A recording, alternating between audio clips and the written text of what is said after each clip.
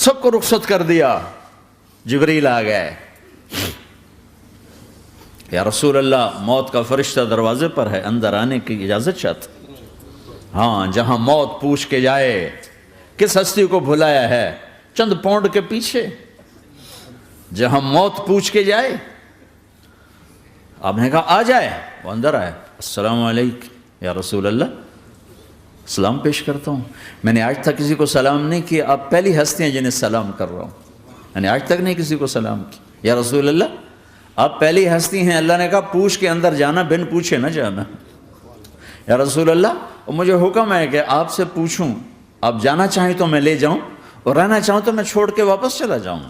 طارق جمیل سے کوئی پوچھے, آپ سے کوئی پوچھے, پوچھا جا رہا ہے, موت پوچھ رہی کہ آؤں کہ نہ آؤں. تو آپ نے کہا اگر میں اجازت دے دوں تو میری جان نکالو گے؟ کہاں جی نکالوں گا.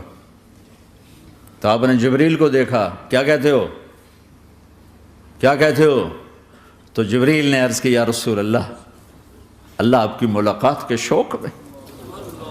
او میرے بھائیو بہنوں, ایسی موت مانگو اللہ سے. جب جا رہے ہیں تو اللہ خوش ہو رہا. ایسی موت نہ ہو جیسے بھاگا ہوا مجرم پکڑا جاتا ہے, ہتھکڑیاں لگا کے جیل میں لے جایا جا رہا ہے. ایسی موت مانگو اور ایسی زندگی گزارو.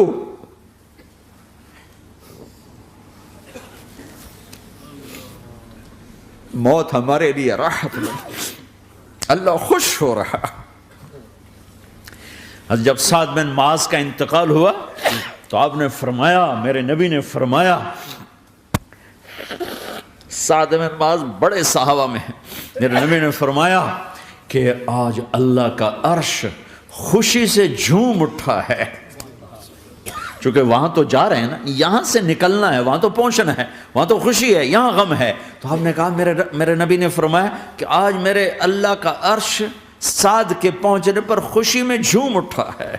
ایسی موت مانگو کہ اللہ کا عرش بھی خوشی سے جھومے, اللہ بھی خوش. کیا کر رہے ہو, کدھر جا رہے ہو؟ اس دھوکے کے گھر, اس مچھر کے پر, اس مکڑی کے جالے, اس دکھوں کے گھر, اس غموں کی دنیا میں کیا ڈھونڈتے ہو؟ جاؤ اللہ کو ڈھونڈو, جاؤ اس کے حبیب کو ڈھونڈو, پھر جاؤ مزے کی زندگی یہاں گزارو, مزے کی نیند قبر میں پوری کرو, اور جنت میں ہمیشہ کی راحتوں کے مالک بن جاؤ.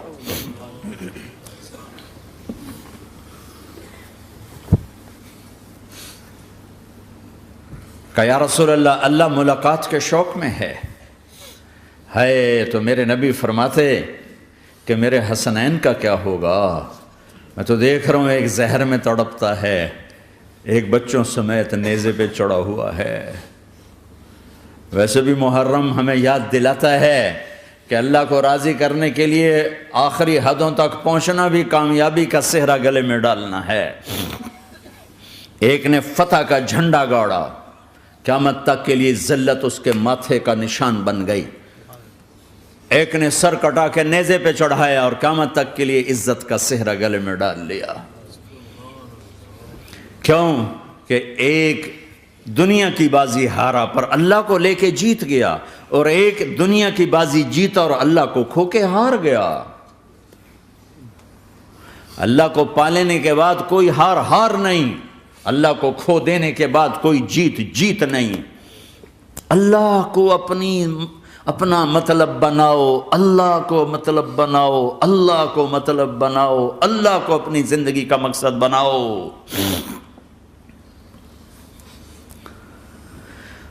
جبریل واپس جاؤ اور اللہ سے پوچھ کے آؤ, میرے بعد میری امت کے ساتھ کیا کرے گا؟ واہ یا رسول اللہ. ہر کوئی اپنے بچوں کے لیے پریشان ہوتا ہے کہ میرے بچوں کا کیا بنے گا. آپ کہہ رہے ہیں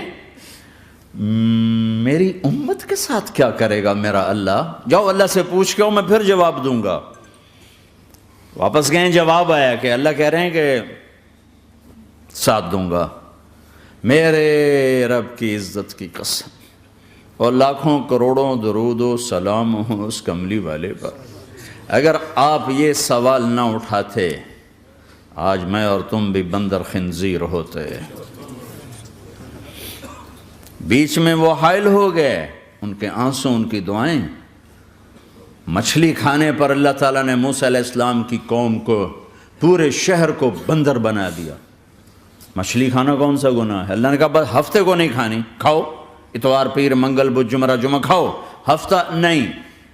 وہ کہا نہیں کھائیں گے، کھایا، اللہ نے بندر بنا دیا۔ شراب پینا مچھلی کھانے سے بڑا گناہ ہے، اور بیچنا اس سے بھی بڑا گناہ ہے، اور نشے کی چیزیں بیچنا اس سے بھی بڑا گناہ ہے، ماں باپ کی نافرمانی اس سے بھی بڑا گناہ ہے۔ میرے نبی سے پوچھا گیا یا رسول اللہ قیامت کب آئے گی؟ کہا اللہ کو پتہ ہے۔ کہا کوئی نشانی بتا دیں، کوئی نشانی بتا دیں۔ تو آپ نے فرمایا جب ماؤں کو ذلیل کیا جائے گا قیامت آ جائے گی۔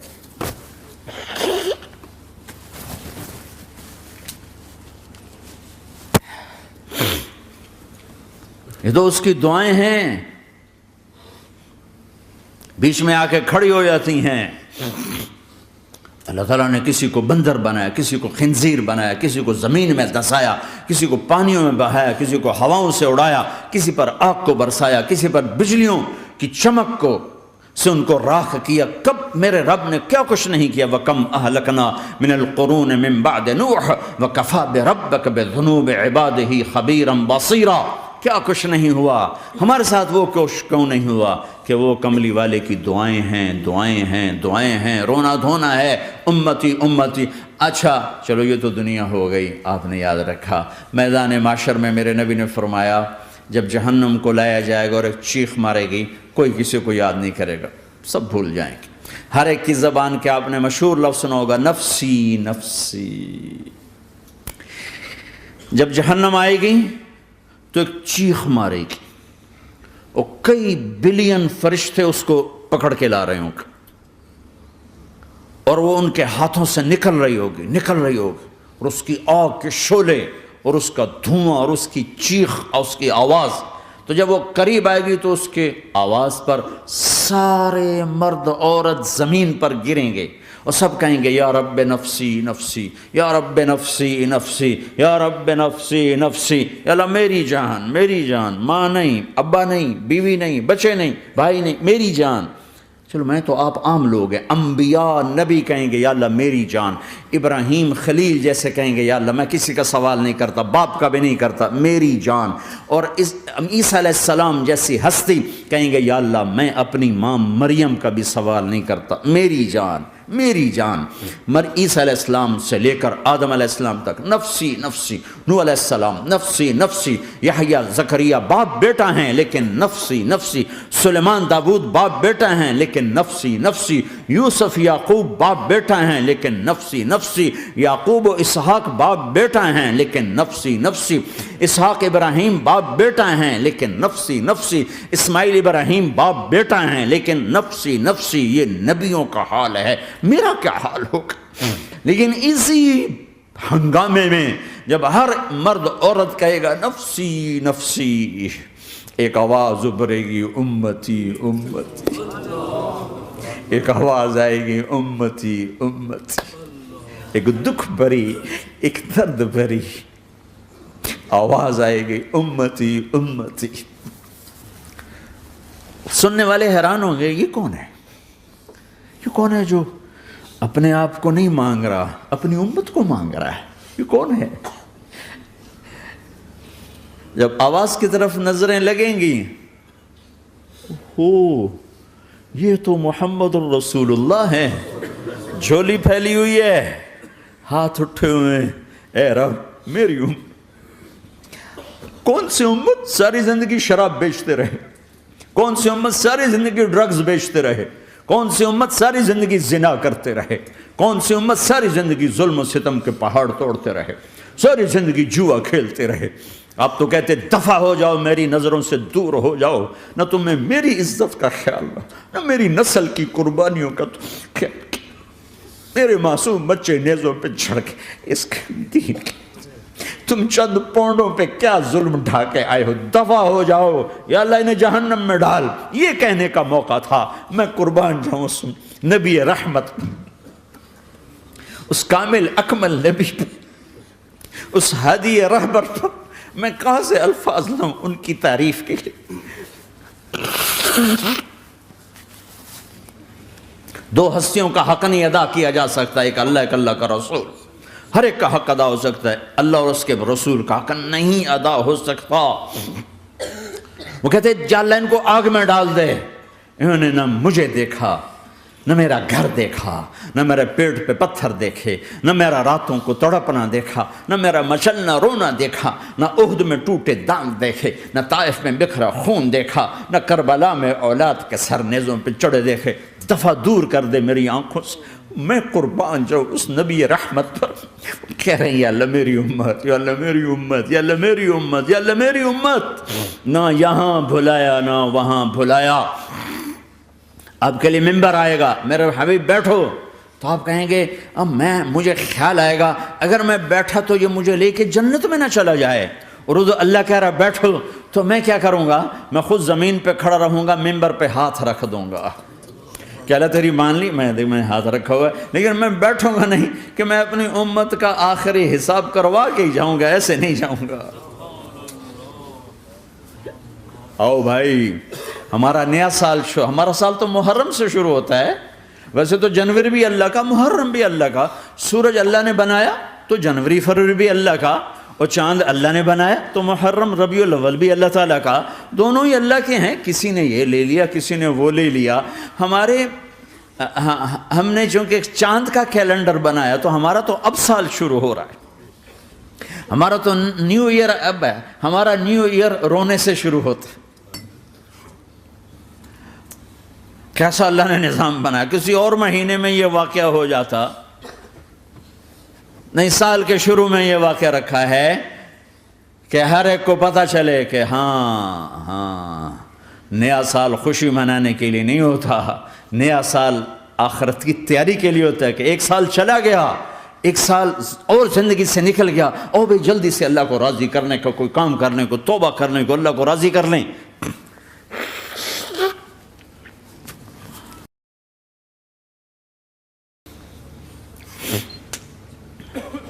لیکن آپ کیا کہہ رہے ہیں؟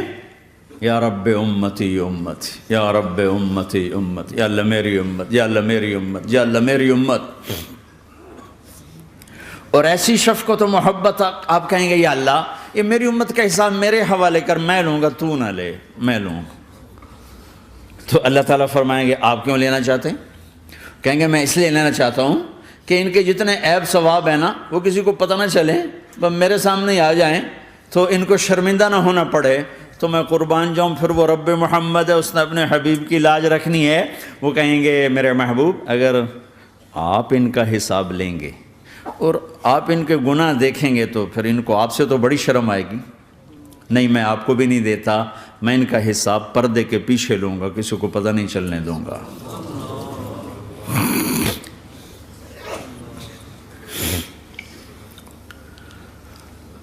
اتنی بڑی ہستی، اور آگے دیکھو طائف میں پتھر پڑ رہے ہیں، اور ہر قدم پہ پتھر پڑتے ہیں، یہاں تک کہ ایک دم پتھر پڑنے سے تو خون نہیں نکلتا، پتھر کون سا کوئی تیر ہوتا ہے، پتھر تو پتھر، لیکن اتنے پتھر پڑے پنڈلیوں کے اوپر کہ پھٹ گئیں، ان سے خون نکلتے نکلتے نکلتے جو جوتا تھا پاؤں میں ایسے ساتھ ایسے چپک گیا،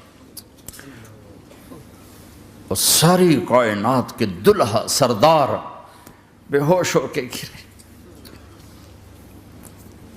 وہ آپ کے غلام زید نے نوکر تھے، انہوں نے اٹھایا کندھے پر، بھاگے، پیچھے وہ سر پہ چڑھے ہوئے پتھر مار رہے ہیں، اور آپ جتنا بھاگ سکتے تھے بھاگے، یہاں تک کہ بے ہوش ہو کے گر گئے۔ خون زیادہ نکل گیا تو انہوں نے کندھے پہ اٹھا، دوڑ لگائی، اور آگے سامنے باغ تھا، کس کا؟ سب سے بڑے دشمن کا، مکے والا عتبہ بن ربیعہ۔ عتبہ کون ہے؟ یہ جنگ بدر میں جس کے ہاتھ میں جھنڈا تھا، اور جنگ بدر میں قریش مکہ کے لشکر کا جو چیف تھا وہ، اس کا باغ۔ لیکن زید کو کوئی پناہ نظر نہیں، وہ باغ میں گھس گئے اور اللہ کے نبی کو ایک انگور کی بیل کے نیچے لٹایا۔ تو جان کا دشمن عتبہ، لیکن جب اللہ کے نبی کو خون و خون دیکھا تو اس کا دل بھی پگھل کے رہ گیا، کہنے لگا ہائے ہائے، طائف والوں نے محمد کے ساتھ کیا کرتا۔ جس پر دشمن کو رحم آیا ہمیں اس پہ رحم نہیں آیا، ہم نے اس کے آنسوں کی کوئی قیمت نہیں لگائی۔ وہ اتنا ایموشنل ہوا کہ جلدی سے گیا اور پلیٹ میں انگور توڑ کے سجائے۔ جب جانے لگا تو پھر شرم اور وہ ایک حجاب درمیان میں آڑے آ گیا، تو اپنے غلام کو بلایا، عداس کا، عداس یہ لے جا وہ جو آدمی زخمی پڑا، اسے جا کر کہنا کہ تمہیں رشتہ داری کی قسم میرے انگور رد نہ کرنا، کھا لے۔ حالانکہ موقع تھا کہ قتل کرتا، ہر وقت قتل کرنے کے منصوبے بنا رہے، موقع تھا کہ قتل کرتا۔ ایسا حال تھا کہ قاتلوں کے بھی آنکھوں میں آنسو آ نہیں آئے تو تمہاری آنکھوں میں نہیں آئے۔ چند پونڈوں پہ اپنے نبی کو بیچ دیا۔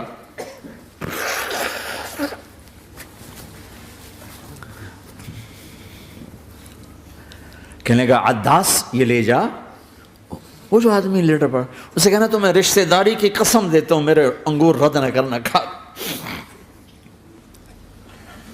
عداس آئے اور آ کر انگور پیش کیے، تو اب آپ نے ایک انگور اٹھا کر بسم اللہ، تو عداس کہنے لگا یہ لفظ یہاں تو لوگ نہیں بولتے۔ آپ نے پوچھا تو کہاں کا ہے؟ کہا میں نینوا کا ہوں۔ اچھا، میرے بھائی یونس کے شہر کا، یونس علیہ السلام۔ وہ کہنے لگا وما ادراک ما یونس، آپ کو یونس کا کیسے پتا ہے؟ تو آپ نے فرمایا میں اللہ کا نبی ہوں، وہ بھی اللہ کا نبی تھا۔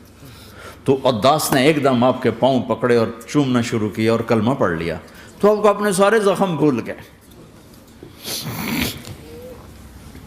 پھر جو آپ نے اللہ سے بات کی ہے نا، آئے ہائے ہائے ہائے ہائے، کیا اللہ پاک کے سامنے اللہم اشکو الیک ضعف قوتی وقلت حیلتی وہوانی علی الناس، اے میرے رب آج تجھ سے گلہ نہ کروں،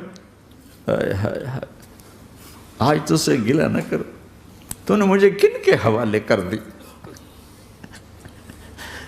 تو نے مجھے کن کے حوالے کر دی، الی عدو ملکتہ امری او بعید یتجحم، ایسے دشمنوں کے حوالے تو نے کیا جنہوں نے میرا یہ حال کر دیا، تجھ سے کون سا چھپا ہوا ہے۔ ساتوں آسمان لرز گئے، عرش کانپ اٹھا، اور جبریل فرشتے کو لے کر ایک سیکنڈ کے کروڑویں حصے میں حاضر، یا رسول اللہ حکم فرمائیں اطبق علیہم الاخشبین، یہ دو پہاڑ اٹھاؤں گا اور یوں ایسے چکی کی طرح یوں کر دوں گا۔ نبی رحمت، نبی رحمت، نبی رحمت۔ ارے تم تو آپس میں رحمت نہیں رہے ہو، ایسی فرقہ واریت کی آگ میں جلے ہو کہ ایک دوسرے کو سلام کرنا چھوڑ گئے، ایک دوسرے کے پیچھے نمازیں پڑھنا چھوڑ گئے، اور جاؤ پاکستان میں دیکھو ایک دوسرے کے خون کے پیسے پھر رہے ہیں۔ یہ کون سی امت ہے؟ یہ کون سا اسلام ہے؟